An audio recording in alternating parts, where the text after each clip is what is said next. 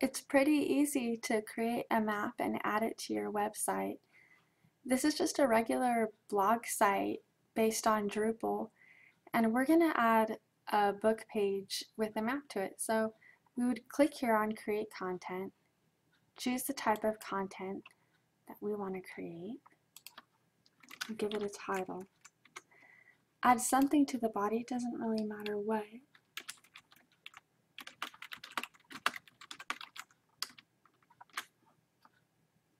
And we'll scroll down. And you see, I have the Umapper module installed into my Drupal website. And so all the maps that I've made on umapper.com are populated here. And I have this line that tells me exactly how to get those maps to display. I'm going to right click and copy that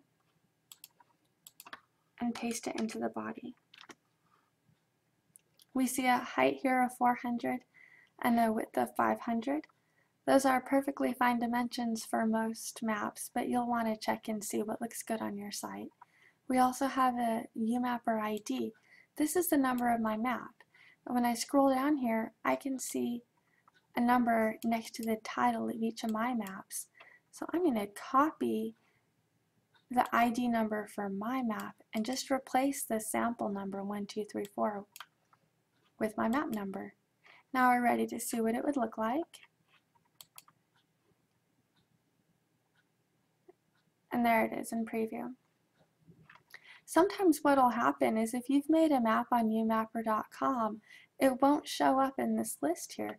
So what you would like to do in that case is go over to your navigation bar and you'll see list maps.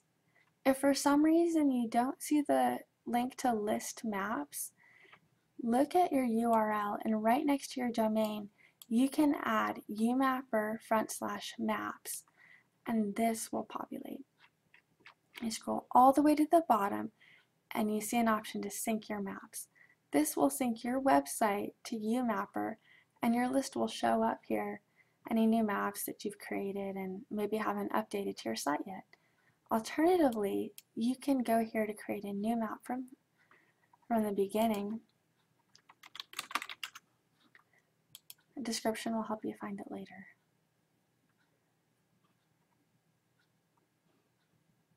And there's several different options you can use for a base map, Yahoo, Microsoft, Google, and several options here. And you can also choose between roads and aerial photos.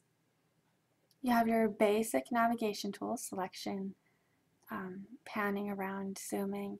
You can add points, lines, polygons, and different areas of interest. They also let you add images and sound, or import a KML or a GeoRSS here.